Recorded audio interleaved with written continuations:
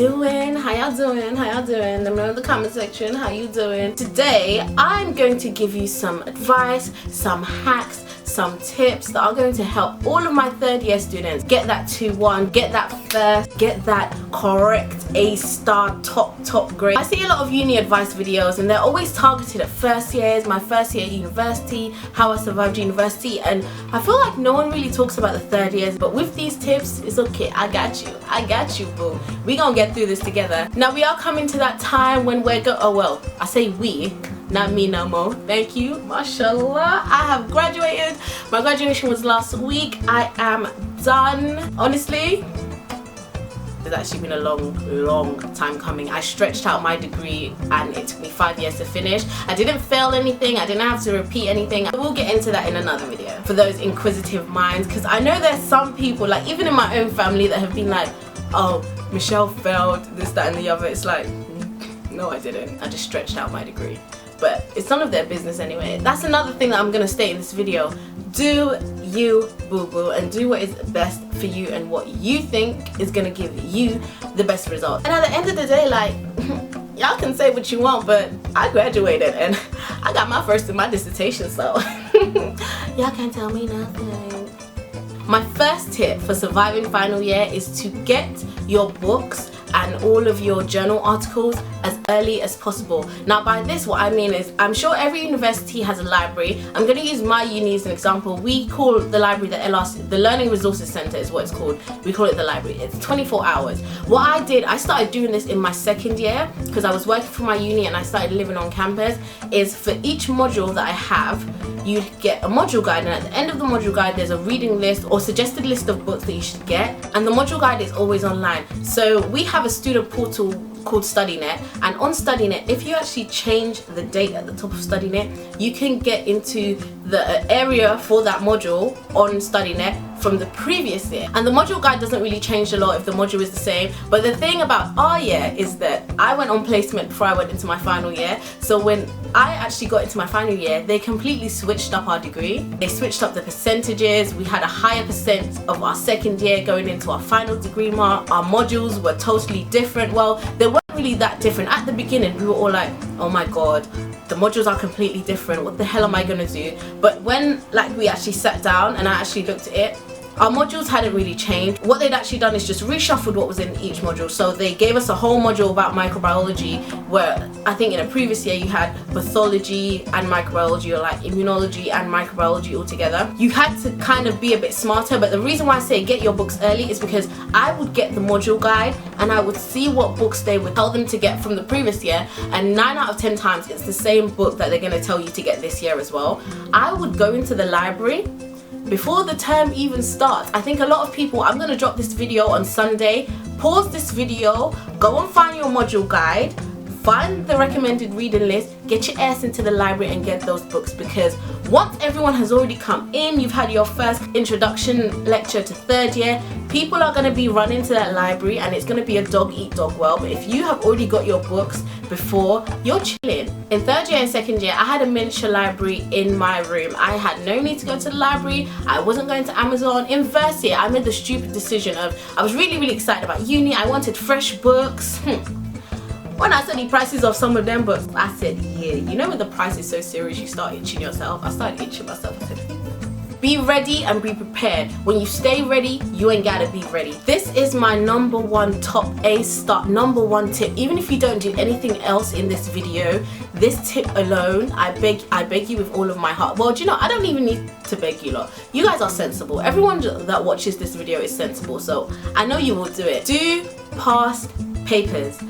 Even if you don't revise anything, do past papers. I kid you not. I have lived by this rule since GCSEs and it has never ever failed me, especially if you want to get a first. To get a first, a lot of it is unfortunately luck, and you also have to be smart.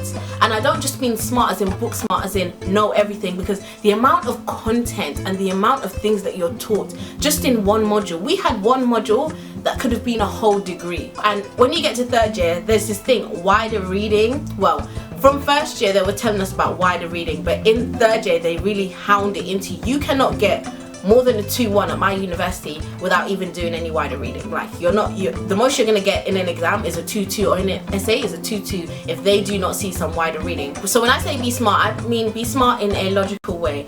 What I did with my past papers, I got past papers from, God bless one of my friends, she sent me past papers that spanned back to about 2000, and I deciphered what, and you can really do it. You can decipher what type of lecturer likes to ask what type of question, and there's always patterns as well. Now this is kind of dangerous and it is kind of playing the game, but if you do it properly, I kid you not, if you do it properly, you'll be laughing out of that exam. For one of my exams, what was it? Clinical microbiology. We have 4 different lecturers. 2 of them spent, I think, was it 6 hours? I think they spent 6 or 8 hours with us, yeah. One of them was the module coordinator, so he was the head of the whole module. The other one, she used to be the head of the module. But that lecturer, I'll call her G. I was like, even though they kicked her off the module coordinator top spot, I know this lady is going to fight to have 2 questions in that exam. So I already made all my notes. I always make sure that I make notes for everything, not just raw notes that I've taken in the lecture, but I go through my notes again. I have to go through my notes about 2 times because I am dyslexic. It does take me a bit more time to kind of understand the basics. Things that are difficult, I can get like that, but the basics, I really find it hard trying to like comprehend them. But anyway, I was like, no, she's gonna fight to have 2 questions. So in this exam, you get 4 questions and you have to answer 2. And what I did is I completely disregarded what one of the lecturers taught us. And the lecturer that taught us, he was one that taught us for 6 hours.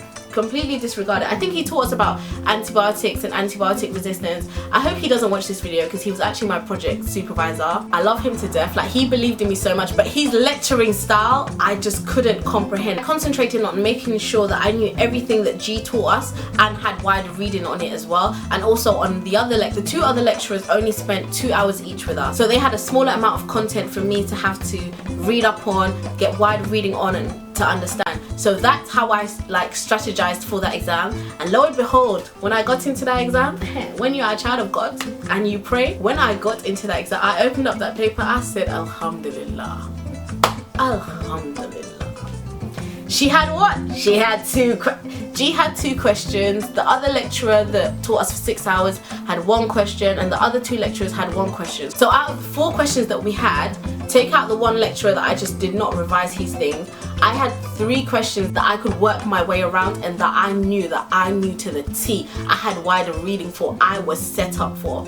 And that's what I mean about being smart. From my course, it would have been so hard for me to revise everything. And I know a lot of people on my course felt like that as well. A lot of people strategize, but don't just strategize in stupidity. Strategize smartly. And you need to know your lecturers. Another good thing about doing past papers is that you can see how your lecturers like to ask questions. 60% of my 3rd year was probably me strategizing and trying to work out what are these people gonna ask me and tailoring my study and my revision around that. So even if you don't do anything else, do past papers. Get your hands on some past papers and make sure you look at them. Start early. Start your assignments early. Start preparing for your project. If you have to do a big project and a dissertation, start early. And I don't just say that to mean start it early to get it out of the way. I mean it, start it early because you don't know what could go wrong. Using myself as an example, I had to do my whole dissertation and my whole project in a week. Not because I left it late, I organized everything to a T. So for my dissertation, I did antimicrobial susceptibility testing on Clostridium difficile, and I got my C. diff samples from an external company. It was actually the company that I worked for on my placement. I organized it all to the T while I was on placement. My samples are gonna come here. I had my MO, I had everything sorted out, I had contacted the right people. It came to the time of my dissertation, there was some document that they said I didn't have. Those 5 weeks of dissertation were the most stressful weeks of my life. Imagine organizing everything and at the last minute something goes wrong and it's something that's out of your control. So that's why I say start early, start your assignments early, be prepared from early. Because even if you're organized, other people may not be as organized as you, and it's better to be prepared early so that you can deal with any unorganized or any kind of mishaps that come up, rather than being unprepared and then you're sitting there like, yo, this is just nonsense.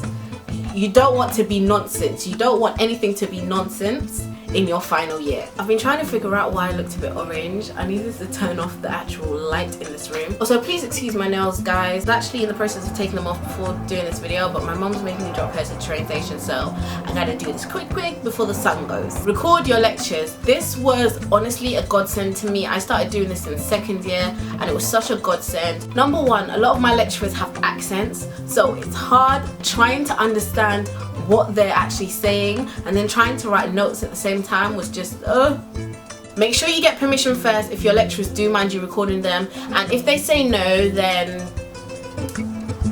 you could do it on the slide. I'm not endorsing it. I'm not saying that I did it, but you know, you can also do it on the slide. But lecture recordings literally were so helpful to me. I could go back, listen to what a lecturer was saying, and it was part of my note taking as well. I would make notes on my lecture slides first using the recording, because half the time while I'm actually in the lecture, I'm tuned in for the first 10 minutes, and after that it's literally like, I don't know what you're talking about, I don't understand what you're saying, I'm lost. And having the lecture recordings really do help. Have different groups of people that you study with, so have different study groups. I had about 3 different study groups. I had like my main study group, but I had different study groups that I could go to, and it also means that you can share information and share wider reading with different people. Honestly, Jack Fawcett, I know you watch some of my videos. Hey Jack, I love you. Dami Oruguru.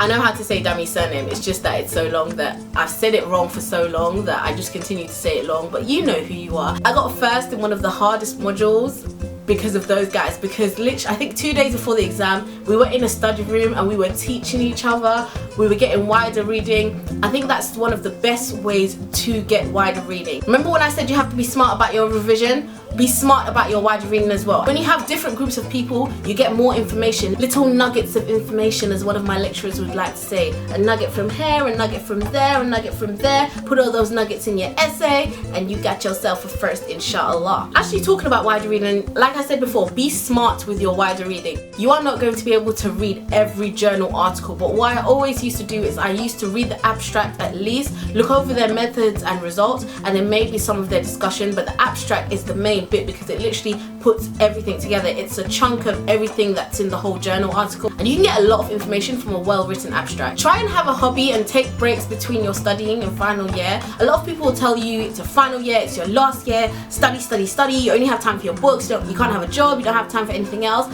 and I think that's really wrong, because final year can have a toll on you mentally, and you have to have times away where you're taking a break and taking a rest. One of my friends, he played for a band, so he would... What's wrong? What's wrong? What did he do to you? Come. What's up? Come here. What happened? That's all, Ma. Okay, pause. Sorry about that interruption, guys. Big sister duties. But like I was saying, I think it's very important to have a hobby, have something that takes you away from your studies to keep you sane in final year. One of my friends, he paid for the band. For me, jogging, working out, and doing YouTube videos whenever I had the time was my way of taking breaks and kind of keeping sane in final year. Having a part-time job in final year, I think this all depends on how you are as a person. I know with me, I like to keep busy. I was working part-time while I was in final year, but once again, this is when I say you have to be smart. I was working for myself, so I was doing people's hair, and at the same time I worked in a gym, because I knew that it's final year, I'm gonna have late nights in the library, I'm gonna be eating all sorts of rubbish, and it has taken me 23 years with the help of God, athletics and ballet to sculpt this body, and I was not about to let 3rd year of university bring me down, although it did kind of a little bit, but it's fine. It's nothing that I can't like work on or anything. So although I was doing people's hair and I was getting a lot of money from it, I knew that I like to work out, but I like to work out outside. I don't really like the gym, but I knew it's gonna be cold.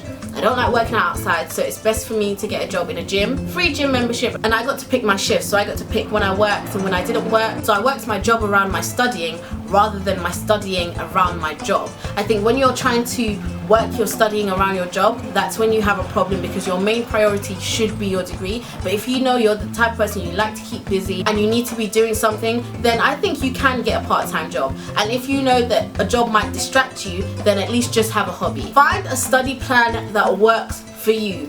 And here, keep your eyes on your own lane. I know some people like to wake up early and they're in the library from 6 AM. I'll be seeing them on my Snapchat and I'll just be like, But yeah, I'm still in my bed. I'm a morning person when it comes to getting up and working and cleaning, but for studying, I study best at night, and I know for some other people that's best for them as well. Don't feel intimidated or don't feel bad when you see people studying early in the morning. They're up, they're in the library. You know what works for you. Focus on your own lane, yeah? If you know that you work better at night, or you know you work better in the morning, focus on you and do what is best for you. The worst thing ever is trying to do a study plan or trying to study the way someone else is because it looks better. Perfect example is everyone always being in the library.